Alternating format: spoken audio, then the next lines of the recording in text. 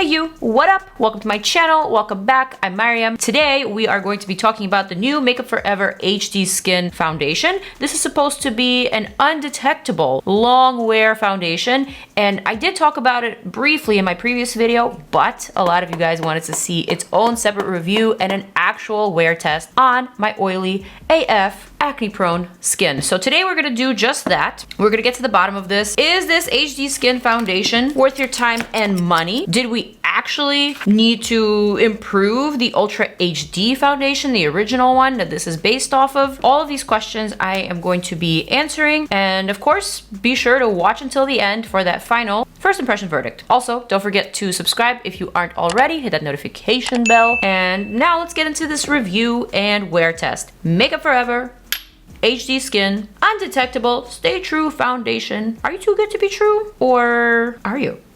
All right, so let's get into all the nitty gritty. This undetectable long wear foundation is $43 on the pricey side for sure. This has 1 fluid ounce glass bottle. The glass bottle is made from 40% recyclable glass, I believe, so that's really nice. I actually really do like the packaging. I think it's very chic, very beautiful, very current, very modern day. There are 40 shades in the collection, but the naming convention has changed. But what they've done was they actually included the shade of the Ultra HD foundation on the bottom. So right below the shade for HD skin is actually its Ultra HD foundation equivalent. So now this is supposed to be a medium buildable coverage, natural finish, formulated with a micro skin system that syncs with skin. That's what it says on Sephora. I'm just reading off the website, but actually also from my notes. And this is supposed to follow your skin movement, provide correction, and also smooth your skin. And like I mentioned, it's supposed to be the new and improved version of Makeup Forever's Ultra HD foundation. That's a foundation that I've loved for a long time. It was actually my very first HD foundation. I believe I started using it many years ago when I was living in Paris. I think I actually might have purchased my first bottle at a Parisian Sephora, and I was so excited about it because I had heard that HD foundation is gonna make you look incredible on camera and all that stuff. In my mind, I thought, well, if it makes me look incredible on camera, I would look so much better in person, right? Not quite, but I guess this foundation is supposed to kind of combine the best of both of those worlds. Alrighty, so should we actually test out some shades? Let's do it. Oh, but before I do, I want to mention one more little tidbit. I've noticed that there were a lot, and I mean a lot, of ads for this product. And when I see that many ads, when I see that generous of a push, it makes me wonder if a product actually needs that kind of push in order to be sold. You know what I'm saying? As a consumer, that's kind of like how it makes me feel. Like, does it sell itself, or does it actually need to be pushed to be sold, you know? But anyway, my video is not sponsored. This is not a paid review. You know this because I conduct all these reviews on my channel basically all the time.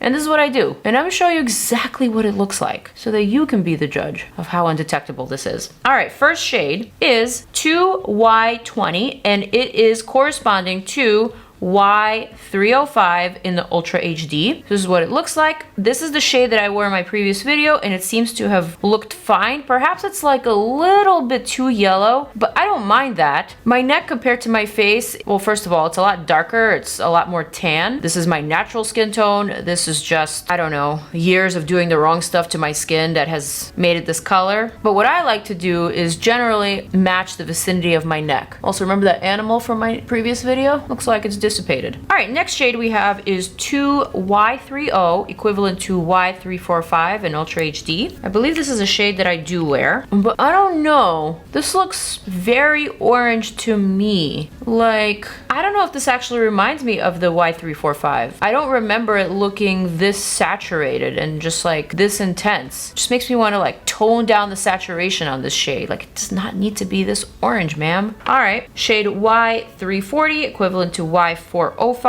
is next. God, this is even more orange. This can't be right. So clearly this is the closest match, and this looks pretty good. But these two, I'm familiar with these two shades in the original Ultra HD. For sure, I'm familiar with this middle one. And it's not looking like it would ever work for me in any capacity. I don't tan this orange. My neck is in this shade, so something about it seems different. Je suis perplexed. Thumbnail face? Yeah, I wonder. Undetectable? Really? All right, just remove those swatches from my face, and now let's actually apply this. So what I'm gonna do is apply 2 different primers underneath this foundation. I don't see of a way for me to wear this differently outside of just using 2 different primers underneath, and I'm gonna use primers that I already know and love and trust. So I'm gonna go with my Essence My Skin Perfector Tinted Primer. This one is really inexpensive. I'm gonna use the shade Nude Beige 20. That's the one that I have handy. Generally, I use 30, but I think I ran out of that one. So I'm just gonna apply that to my porous zones, which is where I really need the help. Oh my God, my opera singer neighbor is at it again. I can't believe I've never met these people. They're actually a couple. I sometimes hear a female opera singer, and just now I heard a male opera singer. Where could they possibly live? They're not next door, and they're definitely not underneath me, and there's no one above me, so need to get to the bottom of this. Fun fact about me, kind of obsessed with opera. So kind of obsessed with these neighbors. They're kind of a mystery to me. All right, primer's on this side. Damn, I love this primer. Oh damn, it is just that good. Now for the other side of the face and also for my forehead, I'm gonna use my YSL Touche Eclat Blur Primer. I'm gonna apply just a little bit. Spread that with my fingers. I have quite a few acne marks and bumps here on this side. It's not ideal, but it is what it is. No one's perfect. Certainly not me. So this primer is really nice because it makes foundation glide on super smoothly, whereas this one actually smooths the skin and it provides kind of like a magnet for your foundation to really grasp onto. So I really love this one as well. And I wouldn't necessarily pair them together. I usually prefer either this or this, just depending on the foundation that I'm using. All right, in the HD skin, I'm gonna go for shade 2Y20 or Y305 in the Ultra HD. I'm gonna apply it straight from the tube because I'm a lazy girl and that's just how I like to apply my foundation. Sue me! I'm going to start with this side of the face because this is where I have a lot of imperfections. I wanna see how the coverage is. Now mind you, I've worn this once before. I have not given it a solid wear test because I did not like some of the products that I used on top of this foundation in my previous video, namely I think it was the blush that really effed up my whole situation. So today I'm gonna do everything right. All right, one sheer layer definitely gives a little bit of coverage, but not enough for these spots. These spots were pretty red. They were, you know, pretty noticeable. So, and they're still noticeable, though not as much. All right, let's glide that across my forehead, which is back to being flawless. Thank you, skin gods. I'm gonna need a little bit of help with the right side of my face, please. But the forehead's back to normal. And the forehead generally just does not need much coverage in my case. Like that looks pretty good to me. Love it. Damn. My forehead up close looks like I'm not wearing any makeup. It looks perfected, but the foundation is in fact undetectable. I mean, it's also kind of undetectable here, especially since I'm still seeing the spots. But damn, on my forehead, it is just juicy looking. All right, let me blend out this side of the face.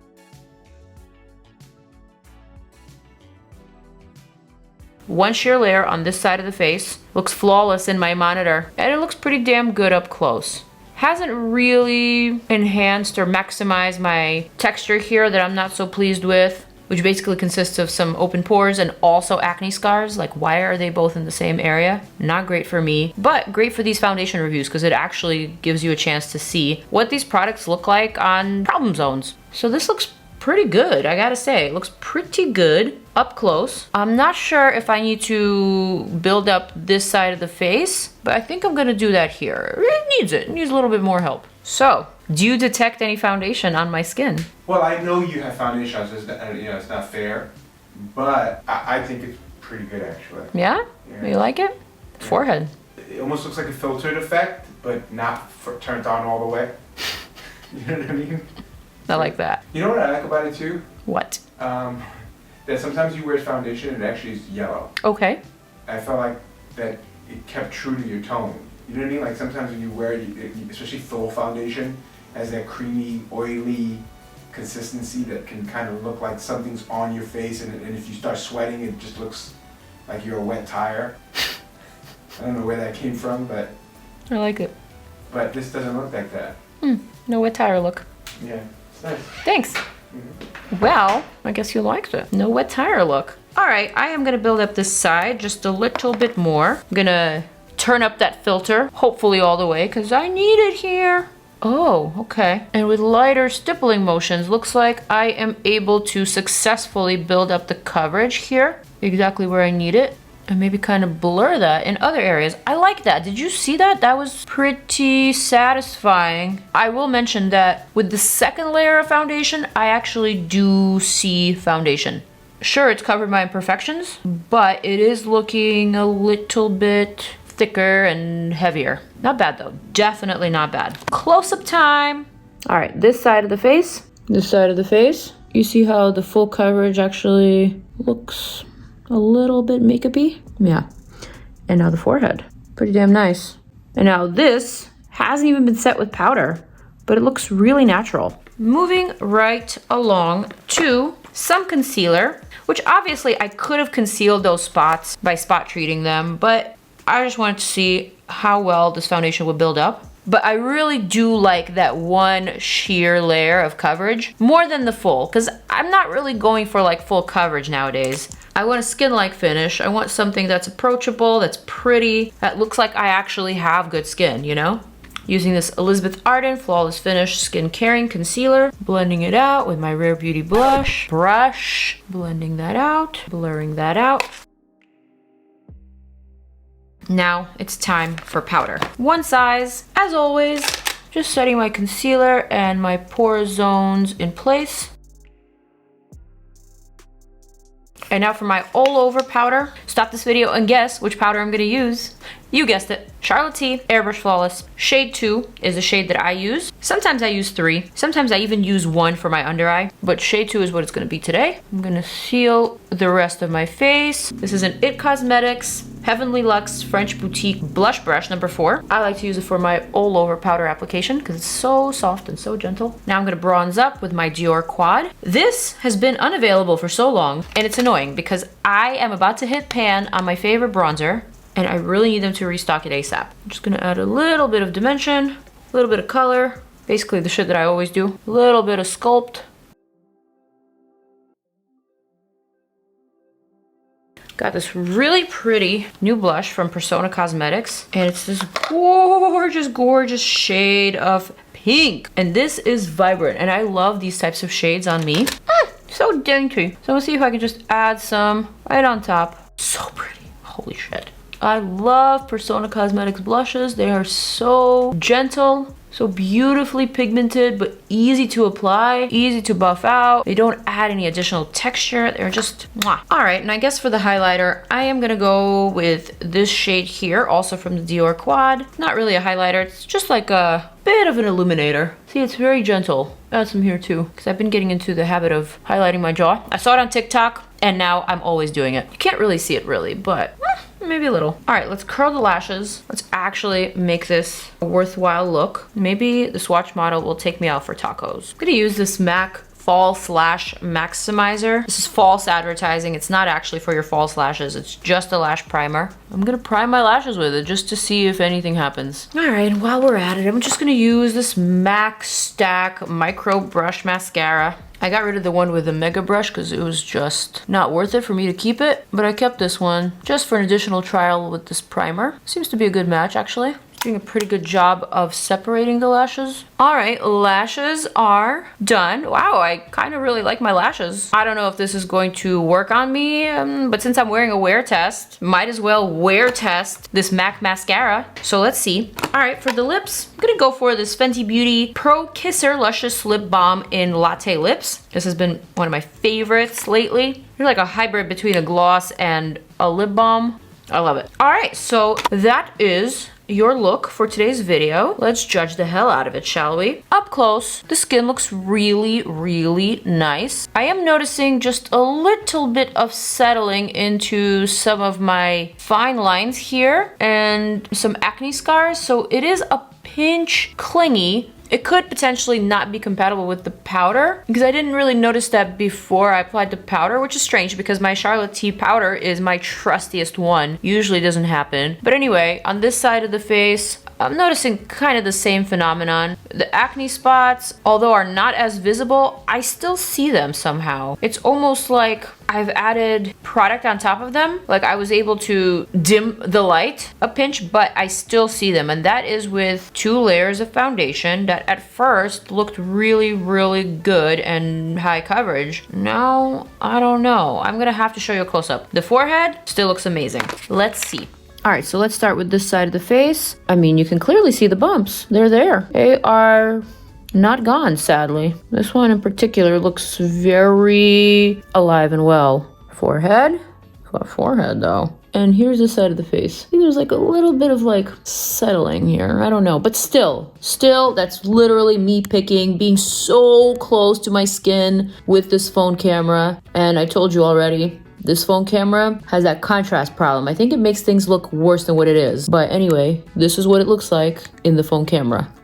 And this is what it looks like in the camera with these studio lights. Overall, definitely not bad at all. I would feel completely comfortable going out to, say, tacos. I would feel totally comfortable taking photos. And I mean, this isn't like a major breakout moment. This is just, you know, a few noticeable spots. But overall, I would say this looks really, really good. Not perfect, not full coverage, but really good, approachable, natural coverage. Something that's good for every day. Yeah, so that's what I'm gonna leave it at this point. Now it's time to cue in that time warping music and plug in that wear test. So let's see how it actually wears. Check-in time. This is what the skin is looking like underneath a very strong light and a heat lamp. Forehead is still pretty smooth, not greasy at all. Here's this side of the face, and here's the other side of the face. Pretty damn good, no? I think so. And I got my taco. Okay, hi. Wear test time. I did go out and get some tacos. Yes, I did. I might have also had a michelada or 2, but it's not about me, it's about my face, and it's about my skin, isn't it? All right, let's zoom on in, and let me just show you, and let me just tell you how freaking impressed I am with this longevity, okay? Let me just express to you how pleasantly surprised I am. It's been 6 hours, not 8 hours, 6 hours that I've been wearing this Makeup Forever HD Skin Foundation on my entire face, all over the face. This is what this side of the face looks like. Now, if you remember, this is the side of the face where I had doubled up the layers, so you can definitely 100% still see my bumps and acne scars, but the skin finish looks so beautiful and so not oily, so not greasy, just very natural, and it even has this dewy sort of luminosity that I really, really love. This is the nose, this is this side of the face, this is the part where I was having just a pinch of trouble. I noticed that some of the foundation in the beginning was kind of like clinging to this area where I have a little bit of like a rough texture, but I think it looks so much better now that I have worn it for a few hours. I guess the products got a chance to like marinate with my skin and my oils, and it looks so nice. It looks really, really decent. The forehead is a little bit shiny, like it could use a blot, but honestly, it's nothing that like one little press of a tissue can't handle. So I guess you can say I am pretty impressed with this coverage, with the longevity, and how well and how beautiful this foundation has worn. So yeah, Makeup Forever HD Skin, you are a hit for me.